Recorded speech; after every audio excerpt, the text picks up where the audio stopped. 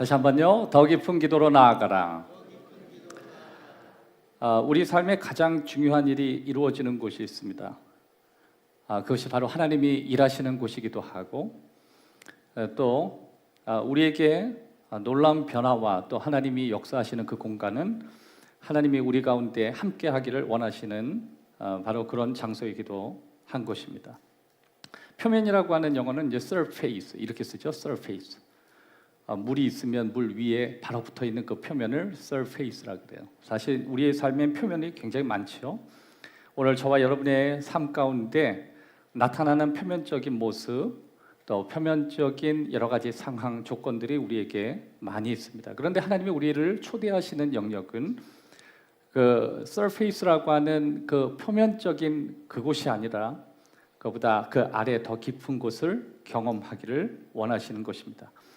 왜냐하면 하나님은 표면적인 데에서 역사하시는 분이 아니라 하나님은 그 바로 아래 이면적이고 또 그보다 훨씬 더 깊은 곳에 하나님은 정말 위대한 일을 이루시기 때문에 우리는 표면적인 데 집중하는 것보다 우리는 내면에 대해서 집중하는 것입니다. 그냥 괜찮은 정도가 아니라 그것은 굉장히 의미 있고 목적이 있고 영향력이 있고 또 심지어 우리의 삶에 훨씬 파워풀하고 더 나아가서 강력한 변화를 가져올 수 있는 것이 바로 그 이면에 있기 때문에 그렇습니다. 그래서 우리는 표면에 어떤 은혜를 구하기도 하지만 바로 그 안에 있는 풍성한 하나님의 은혜를 구하게 되는 것입니다. 제가 이번에 아울리치를 하면서 이제 바다를 많이 보게 되잖아요. 근데 거기에 서핑하는 사람들이 많이 있고 또 굉장히 신나게 즐거운 삶을 살아가는 사람들이 많이 있습니다. 근데 겉으로 보여지는 그 서페이스의 그 상황보다 사실 그 물 속에 여러분이 우리가 젊은 사람들이 카페 가면 예전에 언더 더 씨라고 하는 노래를 많이 들려줬는데 정말 아름답고 또 풍성하고 물론 그렇다고 위험하지 않는 것은 아니죠. 바닷속이 굉장히 위험하기도 하지만 충분히 우리가 준비가 되고 또 그것에 대해서 우리가 더 준비할 수 있는 시간만 잘 갖춘다면 그것은 위험 이상의 놀라운 하나님의 풍성함을 만날 수 있고 내 삶의 의미를 발견할 수 있는 그것이 될 거라고 생각합니다. 그래서 앞으로 한 몇 주 정도 더 깊이라는 주제를 갖고 한번 생각을 해볼 텐데 그것은 우리의 표면적인 것에 여러분과 말씀을 전하는 것이 아니라 바로 표면에 바로 붙어있는 낮은 계층으로부터 저 깊이 심해에 이르기까지 그 속에 얼마나 위험하기도 하면서 동시에 그렇게 경험할 수만 있다면 우리 삶에 얼마나 놀라운 축복을 받을 수 있을 것인가 다양한 영역으로 여러분과 함께 고민해 가고 또 몇 가지 스텝을 밟으면서 다양한 주제를 가지고 우리가 어떻게 더 지금보다 깊어질 수 있는가에 대해서 고민하는 시간을 갖기를 원합니다. 특별히 오늘은 더 깊이 기도하는 것부터 시작하고 싶습니다. 더 깊이. 여러분 항상 기도는 많이 하는데 왜 내 기도가 언제나 표면에 멈춰 있을까? 사실 이제 예수님이 가장 싫어했던 사람들은 바리새인이죠. 바리새인들은 표면적인 기도를 하는 사람이었어요. 그들의 기도는 언제나 surface, 사람들이 보는 곳에만 있었고 거기에 집중되어졌고 그리고 보여지는 기도에 익숙해 있고 이것을 종교인이라고 했습니다. 그런데 하나님이 만나는 공간은 표면적인 기도가 아니라 깊은 기도였습니다. 저와 여러분이 오늘 몇 가지의 주제를 가지고 고민해 보면서 더 깊은 기도로 나아가는 축복이 있기를 주의 이름으로 축원합니다. 첫 번째, 하나님 제 마음을 볼 수 있게 도와주십시오. 그 기도가 더 깊은 기도로 시작되는 첫 번째 스텝입니다. 오늘 본문 23절 제가 읽겠습니다. 하나님이여 나를 살피사 내 마음을 아시며 나를 시험하사 내 뜻을 아옵소서. 나를 살피고 내 마음을 아시고 내 뜻을 아시기를 원합니다. 이게 무슨 말이죠? 내 마음을 볼 수 있게 도와주십시오. 그거예요. 여러분 생각보다 우리는 자기 마음을 잘 모릅니다. 그래서 마음이 broken, 깨지게 되면 우리는 의사에게 가서 내 마음을 정리해달라고 이야기하죠. 뭐 우울증이라고도 얘기하고, 더 나아가서 그게 마인드 자체가 망가지게 되면 그런 정신분열로도 이야기해요. 이게 다 뭐냐면 자기가 자기를 다 컨트롤하지 못하고 자기가 자신을 잘 모른다, 그거죠. 가끔 이게 드라마나 이런 데 보면 그런 대사들이 있잖아요. 나도 내 마음을 잘 모르겠어, 그거죠. 생각보다 저와 여러분의 마음을 잘 몰라요. 그러니까 내가 내 마음을 알 수 있다는 건 굉장히 건강한 건데, 워낙 세상이 복잡하고 살아가는 게 혼란스럽기 때문에 우리는 내가 내 마음이 정말 내 마음이 뭘까를 우리는 잘 이해하기 어렵다라고 하는 것입니다. 그래서 다윗은 하나님께 그렇게 기도하는 거죠. 나를 살펴주시고 내 마음을 아시고 내 중심을 알게 도와달라고. 내가 나를 알고 싶습니다. 그래요. 여러분의 기도가 깊어지기 원한다는 것은 기도를 잘하는 것이 아닙니다. 내가 내 마음을 볼 수 있는 눈을 열어달라고 기도해야만 깊은 기도가 시작될 수 있는 것입니다. 다윗이 그렇게 기도한 가장 큰 이유는 더 쉬운 삶을 살기를 원하는 것이 아니라 더 나은 삶을 위해서 기도하고 있는 것입니다. 그냥 표면적인 기도를 한다는 것은 쉬운 기도를 할 수 있겠지만, 내가 내 자신을 발견하는 기도를 한다는 것은 하나님께 잘 보이기 위한 기도가 아니라 오히려 내가 내 눈으로 볼 수 없는 무언가를 위해서 하나님께 기도할 필요를 느끼고 있다라고 하는 것입니다. 다윗은 하나님께서 자기의 마음을 잘 알고 계신다고 알고 있었습니다. 여러분, 우리는 가끔 기도할 때 기도를 어렵게 생각합니다. 왜 그러냐면 내가 어떤 기도를 잘해야 하나님이 그때야 듣고 넌 이런 문제가 있었구나, 이제야 알았다, 뭐 그런 느낌을 자꾸만 갖는데, 다윗의 기도를 보면 하나님 내 마음을 제대로 볼 수 있도록 알려달라고 하면 하나님의 관점에선 이미 난 너의 마음속에 어떤 마음을 가지고 있는지 이미 알고 있다라는 걸 가정하에 고백을 하는 것입니다.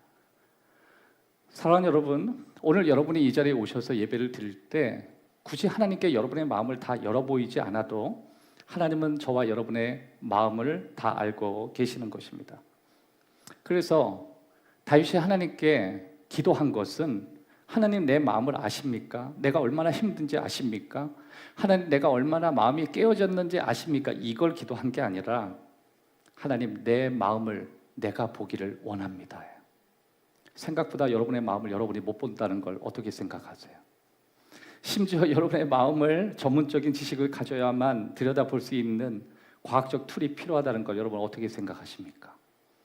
사람의 마음을 알고 이해하기 위해서 과학적인 툴이 필요하다는 것, 과학적인 도구가 필요하다는 것, 여러분 어떻게 생각하십니까?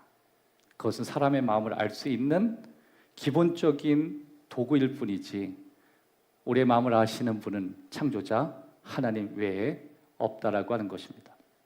근데 왜 우리가 다윗처럼 제 마음을 볼 수 있도록 도와주세요라는 기도를, 더 깊은 기도를 위해서 해야 되는가? 마가복음 7장 15절에 예수님이 이렇게 얘기하셨습니다. 무엇이든지 밖에서 사람에게 들어가는 것은 능히 사람을 더럽게 하지 못하되, 밖에서 먹는 것으로 넌 더럽혀지지 않는다. 내 안에서 밖으로 나가는 것이 더럽게 된다. 따라합시다. 안에서 밖으로.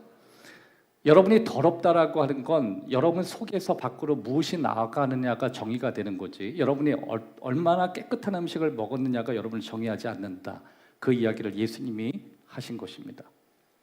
다시 말해서 저와 여러분의 서페이스, 이 표면에서 여러분이 쓰는 언어나 단어나 그냥 여러분이 알고 있는 지식적으로 배우는 그것이 저와 여러분을 정의하는 것이 아니라, 나도 모르게 내 안에서 나오는 단어들, 나도 모르게 내 안에서 생겨나는 마음들, 그리고 그것으로 인해서 나타나는 행동들이 정말 우리를 엉망으로 만들 수 있다라고 하는 것입니다. 다윗이 하나님께 사랑을 많이 받았죠. 하나님이 다윗을 사랑했던 이유는 그는 겉모습에 치우친 피상적인 삶을 살았던 사람이 아니라고 하는 것입니다. 그는 왕이었지만 지극히 내면에 집중했고, 하나님이 일하시고 하나님이 우리에게 말씀하시기에 가장 좋으신 그 공간, 표면적인 서페이스가 아니라 우리의 내면의 하나님은 일하시는 분이라는 걸 그는 잘 알고 있었습니다. 그래서 다윗은 왕이지만 허황된 데에 자기의 삶을 들이지 않고 자기의 마음 가운데 오늘 본문처럼 자기의 마음을 볼 수 있도록 창조주 하나님께 기도하는 정말 진실한 신앙의 사람이었습니다. 예레미야 19장 9절에 보면 17장 9절에 보면 만물보다 거짓되고 심히 부패한 것은 마음이다. 누가 능히 이를 알리랴 그랬어요. 그러니까 사람 모든 만물 가운데 우리의 마음이 가장 부패했다. 여러분 사람은요 자기 자신을 속이는 거짓말을 참 많이 합니다. 아마 저와 여러분들이 글쎄 난 지금까지 정직하게 살았어 라고 얘기하시는 분이 대다수일 텐데 저 포함해서 여기 있는 모든 분, 전 세계에 있는 사람 가운데 자기 자신을 속이는 거짓말을 하지 않는 유일한 사람은 없습니다. 그분은 딱 한 분이었는데 예수 그리스도십니다. 남은 모든 사람은 죄인이고 죄인이라고 하는 것은 안에서 더러운 것이 나온다라는 개념이에요. 생각하는 더러움, 뭔가 누군가를 향한 더러움, 우리는 하여튼 더러움 속에 살아가고 있는 사람들입니다. 자, 자신을 속이는 거짓말 한 두 가지로 여러분과 한번 공유해 볼 텐데 첫 번째 우리 이런 거짓말 자주 합니다. 나는 자기중심적인 사람이 아니야. 이걸 뒤집어 보면 나는 이기적인 사람이 아니야. 난 지금까지 이타적으로 살았고 정말 나 자신을 위해서 산 게 아니라 난 누군가를 위해서 헌신되고 마치 마더 테레사 수녀처럼 나는 정말 법 없이는 살 수 있고 나는 내 중심이 아닌 누군가만을 위해서 지금 희생하고 살았다. 사실 이것은 거짓말이죠. 우리 이런 거짓말을 늘 하고 사는 거예요. 우린 철저히 자기중심적인 사람이에요.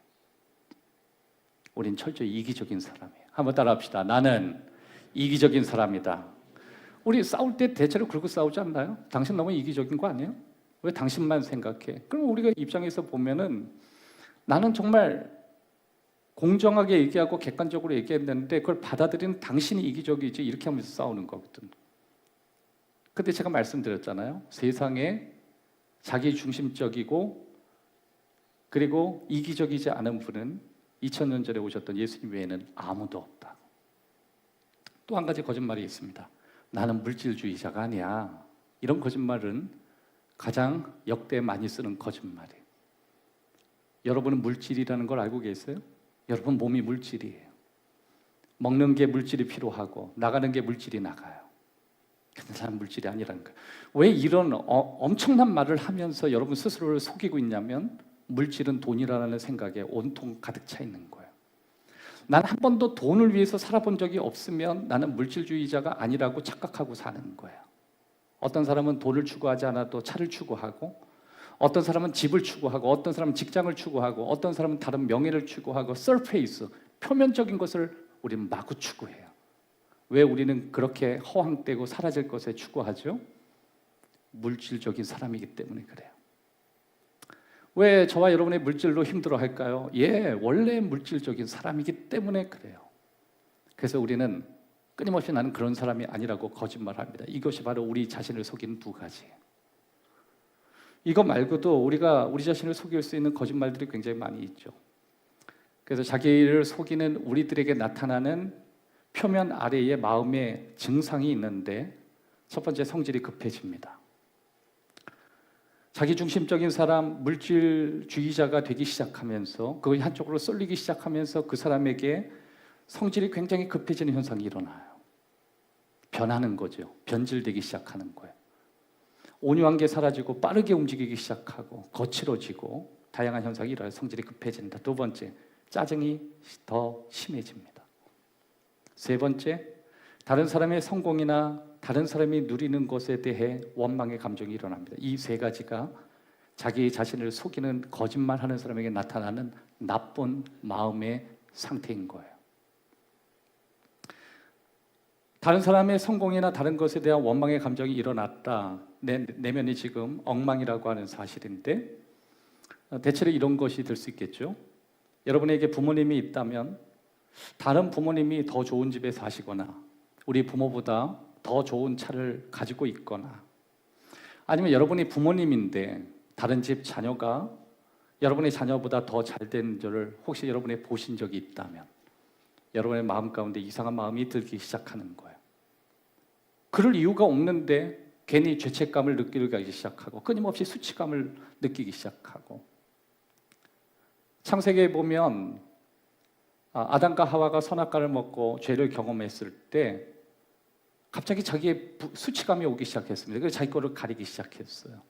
하나님 물었습니다. 수치감을 누가 가르쳐 줬냐고. 자기도 모르게 가리기 시작한 거예요.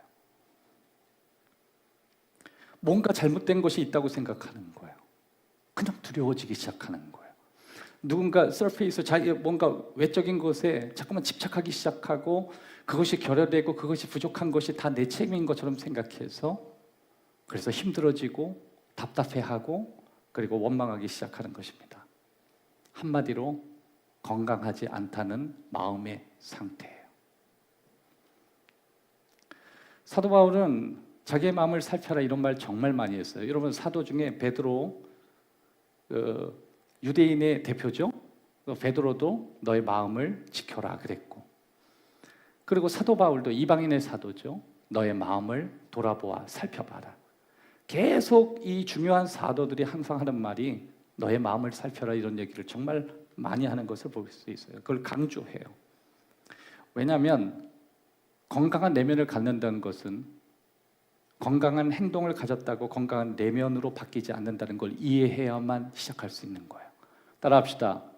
건강한 행동이 건강한 내면을 결정하지 않는다. 여러분 기독교, 교회, 신앙이 행동의 수종이 아니라는 걸 꼭 기억하십시오. 많은 분들이 기독교도 그렇고 교회도 오고 그렇고 그리고 신앙생활을 하는 것이 죄다 행동 수정하는 것이라고 얘기하는 거예요. 뭘 먹었던 것을 끊던지 아니면 뭘 안 했던 것을 다시 시작하든지 새벽 예배를 안 드렸던 사람이 새벽 예배를 드린다. 그거는 서페이스에 나타나는 현상일 수 있지만 그걸 한다고 여러분의 가정에 복을 받을 것도 아니고 그것을 한다고 여러분이 갑자기 건강한 마음을 갖는 건 절대 아닌 거예요. 기독교의 신앙이라고 하는 것은 행동의 수정이 아니에요. 이걸 정확히 붙들고 가야 돼요. 그러니까 교회 생활이 너무 힘든 거예요. 교회 오면 11조도 해야 되고 감사헌금도 해야 되고 봉사도 해야 되고 뭐 없으면 때마다 뭘 드려야 되고 자꾸만 행동의 수정이 일어나기 시작하니까 신앙을 행동의 수정이라고 생각하고 마음이 없는데도 행동만 바꾸려고 하는 거예요. 대체로 그런 분들이 나중엔 본성에 눌려서 무너지기 시작하는 것입니다. 기독교는 행동의 변화가 아니에요. 마음의 변화예요. 동의하세요? 오늘 말씀을 들을 때 여러분의 행동을 절대 바꾸라고 하지 않아요. 바꿀 수가 없어요. 살아왔는데 어떻게 바꿔? 내 인격이 이런데, 인품이 이런데 항상 충돌만 일어나는 거예요. 마음을 바꿔주실 거예요. 마음이 변화되기 시작하는 것입니다. 행동을 바꾼다고 내 본성이 바뀌지 않아요. 내가 지금 나쁜 행동을 한다고 지금 하고 있을 때 이것은 행동을 바꾸고 뭐 행동을 끊는 문제가 아니라 그것은 본성의 문제인 거예요. 본성을 굳이 얘기한다면 내 인격의 문제고 내 마음의 문제고 내 성품의 문제예요. 내 마음과 성품이 인격이 변화되지 않으면 절대로 수만 번 행동을 바꿔도 되지 않습니다. 가장 위험한 분이 뭐예요? 그냥 세상적으로 대충 건강하게 살다가 신앙생활이라는 걸 하나 딱 덧붙여 보니까 행동의 변화가 일어나는 거예요. 목사님이 뭐 마시던 걸 마시지 마라, 피던 거를 피지 마라, 욕하는 거 하지 마라, 전부 행동의 수정만 일어나는 거예요. 그때 교회 오니까 막 말도 바뀌었어요. 그 서당계 몇 년이면 뭐 한다고, 식당계 몇 년이면 뭐 라면도 끓인다 막 이러다 보니까 교회에서 그냥 있으니까 자기도 모르게 교회 가서 집에 가서 할렐루야 이게 나오니까 어우 변화 받았네, 놀랍네 막 이런. 네 아빠 변화됐다, 성령 받았나 봐, 심지어 구원의 임했다 막 이렇게 하는 분도 있어요. 아니요, 그거는 행동이 바뀐 거지 마음이 바뀐 건 아니에요. 여러분, 여러분의 행동이 바뀌었는지 마음이 바뀌었는지 그걸 우리가 알 수 없다는 거예요. 그래서 다윗은 내 마음을 살피사 내가 내 마음을 볼 수 있도록 도와달라고 기도한 거예요. 내가 아무리 믿음 좋은 장로, 믿음 좋은 목사, 믿음 좋은 권사, 남들이 볼 때 그 서페이스 표면 가운데 아주 막 신나게 기분 좋게 즐겁게 사람들과 교제를 나누는 사람이라 할지라도 내가 볼 수 없는 내 마음을 하나님 볼 수 있게 도와달라고 하는 거예요. 다윗을 그래서 하나님이 사랑하신 거예요.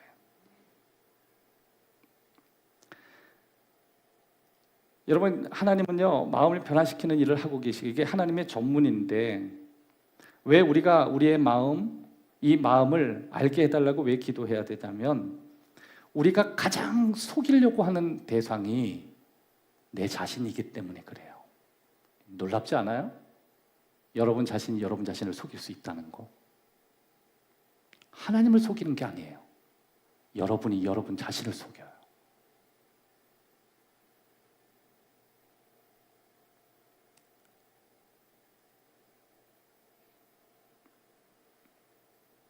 우리는 우리 자신을 속일 수 있는 마음을 가지고 계세요. 뭐 마귀를 속이고 마귀에게 속았고 시험에 들었고 뭐 하나님을 속였고 이건 두 번째예요. 인간이 가장 더러운 것은 자기가 자기를 속이는 거예요. 근데 하나님의 말씀을 들을 때 우리는 깨끗해져요. 그걸 왜 그런지 아세요? 하나님이 내가 나를 볼 수 있는 객관적인 눈을 주시거든요. 그게 은혜 받았다는 거예요. 여러분이 가난하게 오셨다가 은혜 받고 사업체의 문제가 해결되다든지 자녀의 뭐 입시가 해결된다든지 뭐 그런 서페이스 표면적인 그런 축복도 우리에게 굉장히 중요하고 의미가 있지만 그것보다 훨씬 중요한 건 내가 오늘 말씀을 듣고 나서 내가 내 자신을 발견했다는 거예요. 왜 그러냐면 그동안 나는 이기적이지 않은 줄 알았는데 내가 이기적이었고 내가 정말 자기중심적으로 살지 않았는데 말씀을 들으니까 철저히 나는 내 중심과 내 감정에 묻혀 살았던 아주 나쁜 사람이었다는 걸 오늘 하나님이 알게 하셨다는 거예요. 그러고 나니까 행동이 바뀌기 시작한 거예요.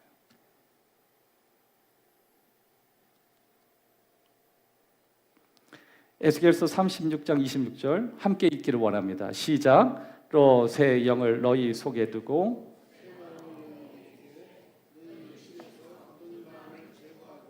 부드러운 마음을 줄 것이며 하나님이 어떤 일을 하신다 그러냐면 새 영을 너희 속에 두고 새 마음을 너희에게 주되 굳은 마음을 제거하고 우물가에 혼자 찾아온 여인이 어떤 삶의 문제를 가지고 있는지 예수님은 오셨고 니고데모와 같이 혼자 하나님을 사랑하고 하나님을 예배하겠다는 사람의 그 마음을 다 아셨어요. 그들과 씨름했고 그들을 치유하고 그들의 성장을 돕고 그들을 변화시켜 주시려고 막 노력을 하셨습니다. 그러고 나서 그 사람들을 예수님 만날 때 행동이 바뀐 게 아니라 자기의 마음을 볼 수 있는 눈이 열렸던 거예요.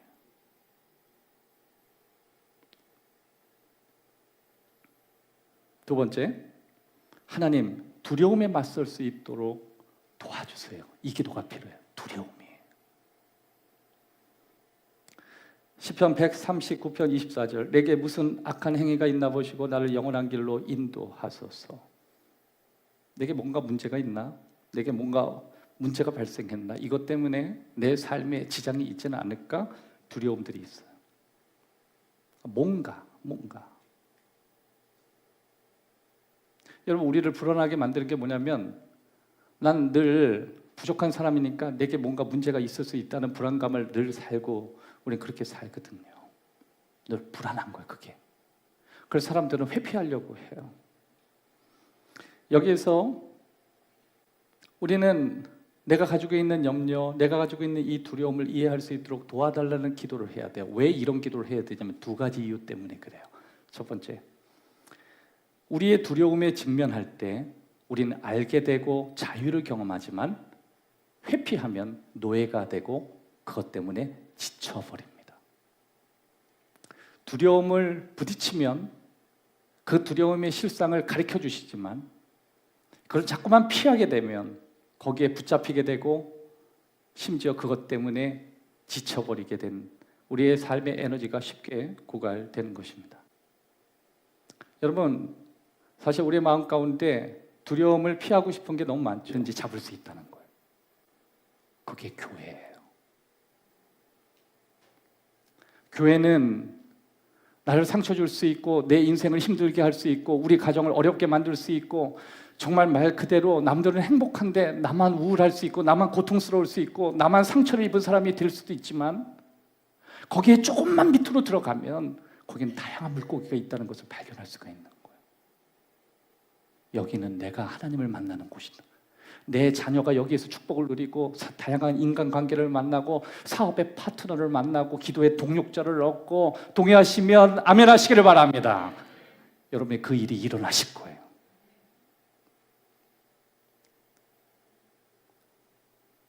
우린 너무 두려워해요. 부딪혀보면 아무것도 아니에요. 두려움은 감정의 문제이기도 하고 두려움은 내 삶의 직접적인 문제일 수도 있고 지금 내가 투쟁하고 있는 내용일 수 있어요.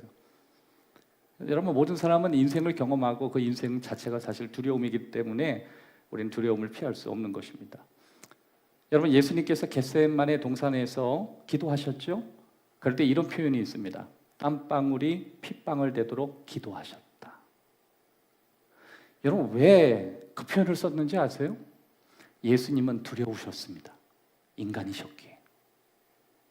예수님은 염려하셨습니다.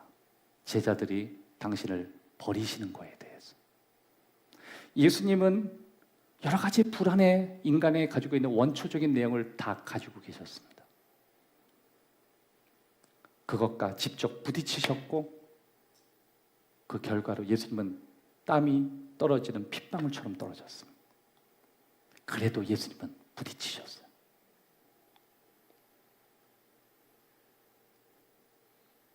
살다 보면 우리는 두려움들을 많이 만나거든요. 예를 들어서 이런 거죠. 여러분의 부모님 중에 가족력에 암병이 있다. 그러면 평생 우리 마음은 이런 질문을 가져요. 당신의 가족 가운데 암으로 돌아가신 분이 있나? 우리는 뭔가 죄인인 것처럼 나도 언젠가 암이 걸릴 것처럼 그렇게 생각해요. 가족력이 중요하대요. 유전이 중요하대요. 온갖 과학적인 데이터가 중요하다고 해요. 그러나 다 그렇게 된 건 아닌데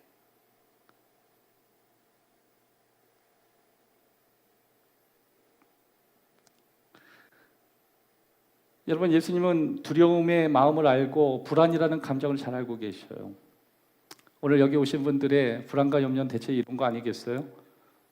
젊은 사람들의 입장에선 지금 아직까지 직장을 못 구하고 있고 또 심지어 내가 학교를 다녔는데 직장을 못 구할까 봐 두렵기도 하고 결국 경제적인 능력이 없으면 내가 부모를 모실 수 없을까 봐 걱정하기도 하고 또 어떤 사람은 내가 지금 직장을 다니고 있는데 정리해고 당하지 않을까 또 내가 지금 사업을 하고 있는데 지금 경제가 어려워서 앞으로 규모가 자꾸 작아지지 않을까 심지어 내가 멋진 회사를 다니는데 회사에선 구조조정을 자꾸만 얘기하는데 내가 대상이 되지는 않을까 세계적인 경제가 지금 심각하다 그러는데 내가 지금 이 나이에 갑자기 경제적인 무능력자가 되면 우리 자녀들이 길바닥에 나앉을까 봐 우린 염려하고 두려워하는 거예요.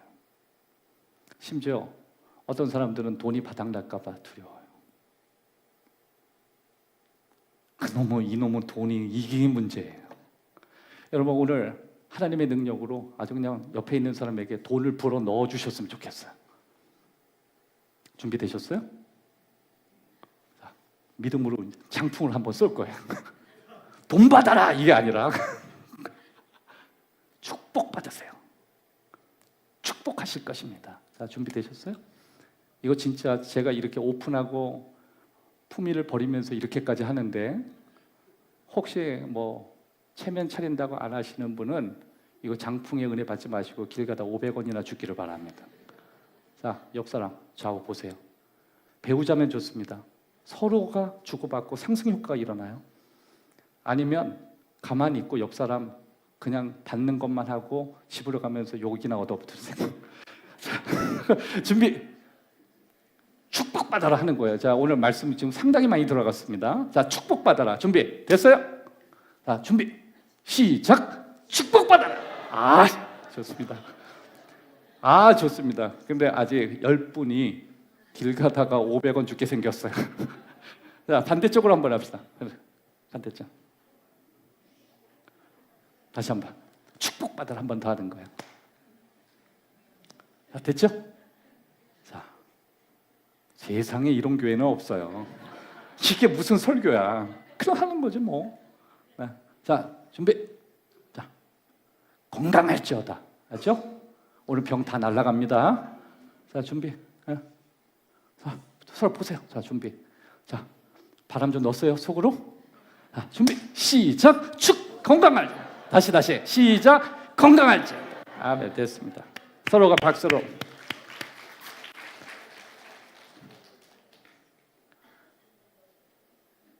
어떤 사람들은 혼자 있을까 봐 두려워하고요. 어떤 사람은 시간을 낭비할까 봐 걱정하고, 어떤 사람은 돈을 낭비할까 봐도 걱정하고, 어떤 사람은 거절당할까 봐 걱정하고, 뭔가 우리는 두려움 속에 살아요.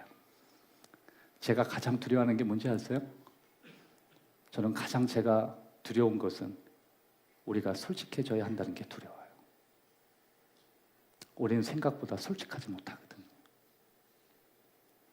하나님을 만나는 게 가장 두려운 것 가운데는 내가 죄를 지었다는 게 두려운 게 아니라 하나님 앞에선 내가 너무 솔직해져야 되니까 저는 그게 두려워요. 왜냐하면 하나님은 솔직하게 나아가지 않으면 우리의 기도를 받아내지 않으시거든요. 그래서 어떤 사람들은 혼자 있는 걸 두려워하기도 하고, 어떤 사람은 자기가 정말 익명으로 살다가 쥐도 새도 모르게 사라지겠다, 이런 것도 두려워하고. 하여튼 우리는 두려움은 이렇게 많아요. 또 한 가지는 우리가 가장 두려워하는 영역은 내가 하나님을 가장 신뢰하거나 믿지 않는 영역이기 때문에 그래요. 그래서 회피하면 안 돼요. 여러분이 만약에 물질적인 두려움이 있고 염려가 있다면 여러분 하나님에 대해서, 그 물질의 영역에 대해서는 가장 믿지 않으시는 거예요. 여러분은 아마 여러분의 자녀가 앞으로 어떻게 될까, 이 아이들이 앞으로 세상 가운데 잘 살 수가 있을까, 자녀 걱정이 너무 많아서 힘들다면 여러분 반대적으로 하나님에 대해서 여러분의 자녀에 대한 믿음이 전혀 없는 거예요. 여러분이 지금 살아가고 있는 삶에 가지고 있는 질병에 대해서 여러분이 두려워하고 염려한다면 하나님을 가장 신뢰하지 않는 영역은 바로 여러분의 건강의 영역이에요. 우리는 정말 다양한 영역에 하나님을 믿지 않고 있어요. 이걸 우리는 빠르게 봐야 되고 이해해야 되는 것입니다. 신뢰한다는 것은 내가 하나님께 항복하는 것이고 하나님을 의지하는 것인 설교가 두려워요. 그래서 이것이 폭탄이 아니라는 증거는 여러분이 크게 아멘 하는 거예요. 꼭 이렇게 해야만 여러분이 꼭 억지로 아멘 하는 걸 보면 참 비참해요. 하나님은 너를 만드시는 분, 너를 가장 기은히 알고 계시며, 하나님은 너를 만드시는 분, 너를 가장 깊이 이해하신단다. 하나님은 너를 지키시는 분, 너를 절대 포기하지 않으며, 하나님은 너를 지키시는 분, 너를 쉬지 않고 지켜보신단다. 그의 생각 셀 수 없고 그의 자비 무궁하며, 그의 성실 날마다 새롭고 그의 사랑 끝이 없단다. 하나님은 너를 원하시는 분, 이 세상 그 무엇보다 하나님은 너를 원하시는 분, 너와 같이 있고 싶어 하신단다. 하나님은 너를 인도하고 광야에서도 폭풍 중에도 하나님은 너를 인도하는 분, 푸른 초장으로 인도하신단다. 그의 생각 셀 수 없고, 그의 자비 무궁하며, 그의 성실 날마다 새롭고, 그의 끝이 없단다. 하나님은 나를 원하시는 분, 나를 원하시는 분, 이 세상 그 무엇 그 누구보다 하나님은 나를 원하시는 분, 나를 원하시는 분, 나와 같이 있고 싶어 하신단다. 하나님은 나를 인도하는 분, 나를 인도하는 분, 야에서도 폭풍 중에도 하나님은 너를 인도하는 푸른 초장으로 인도하신다. 그분의 생각은 그의 생각 셀 수 없고, 그의 자비 무궁하며, 그의 성실 날마다 새롭고, 그의 사랑 끝이 없단다. 그의 생각 셀 수 없고, 그의 자비 무궁하며, 그의 성실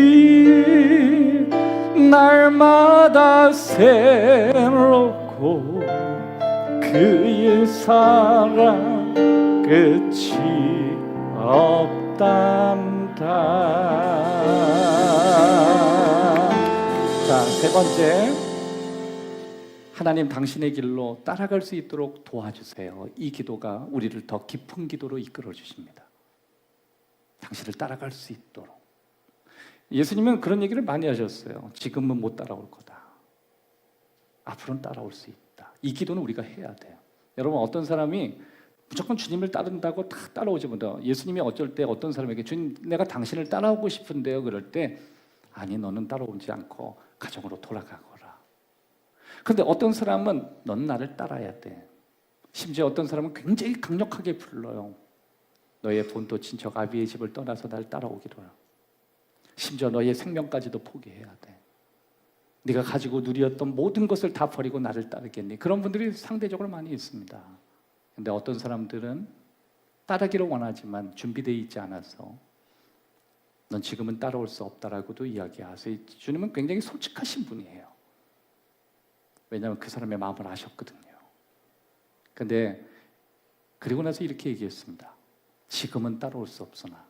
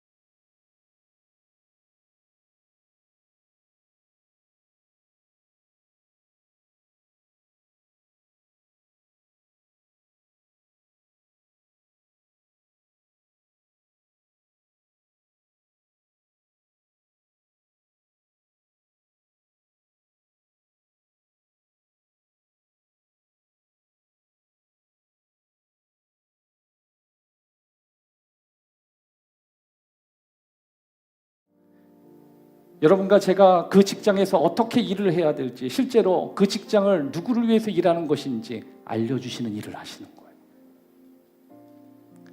내가 청소부를 해야 되는지, 내가 컴퓨터 공학을 해야 되는 건지, 내가 어떤 문학적인 일을 해야 되는지, 무슨 일을 하거라가 아니에요. 그런 사람이 있을 수 있지만 10,000명, 10만 명 중에 한 명이 있을까 말까 스페셜한 거예요. 대부분은 그 일을 네가 어떻게 해야 될지를 가르쳐 주시는 거예요. 그리고 그 일을 네가 했을 때 누구를 위해서 그 일을 해야 될 것인지 가르쳐 주시는 것입니다. 그래서 우리는 계속 성경을 보는 거죠. 그러면 성령께서 생각을 불어넣어 주시고 우리는 들이마시게 되는 것입니다. 말씀의 정리를 하겠습니다. 콜라게 대통령이라는 사람이 있었습니다. 어느 나라 대통령인지 모르겠는데, 근데 이 사람이 대통령이 됐어요. 근데 그의 가장 친한 친구 중에 한 명이 그 대통령이 된 그 사람을 개인으로 불렀습니다. 그러니까 친구니까 얼마나 좋겠어요. 그래서 대통령한테 이렇게 얘기하는 거예요. 모두가 당신이 얼마나 훌륭한지, 얼마나 놀라운 사람인지, 심지어 당신이 얼마나 재능이 있는지, 얼마나 강력한 힘을 가진 사람인지, 더 나아가서 당신이 지금까지 어떤 업적을 했는지 칭송할 거라고. 마치 신화의 한 인물처럼. 근데 어이 친구, 난 알아. 넌 그 정도의 능력이 있는 사람이 아니라는 걸. 자네에겐 이렇게 말할 수 있는 진실한 친구 하나가 필요한 건 아닌가? 그것이 바로 표면으로 사는 것과 이면으로 사는 사람의 삶이에요. 우린 내 자신을 과대평가한 거죠. 과소평가도 문제인데 과대평가해요. 근데 누군가 우리에게 솔직한 이야기를 해줘요. 저는 그것이 하나님인 줄 믿습니다. 말씀을 통해서 보십시오. 성령께서 여러분에게 오늘도 알려주시기를 바랍니다. 기도하겠습니다. 좋으신 아버지 하나님, 오늘도 우리에게 알려주시고 가르쳐주시고 이끌어주신 하나님을 찬양합니다. 맴도는 기도, 하나님도 알아듣지 못하는 기도로 목마르지 않게 하시고, 이제부터 이 매뉴얼에 따라 조금씩 기도의 방법을 찾아가게 하시고, 하나님이 기뻐하시고 하나님이 사랑하시는 존귀한 신앙인들이 다 되게 해 주옵소서. 왕 되신 주님을 찬양합니다. 우리의 주님을 찬양합니다. 우리의 힘과 능력이 되신 주님을 찬양합니다.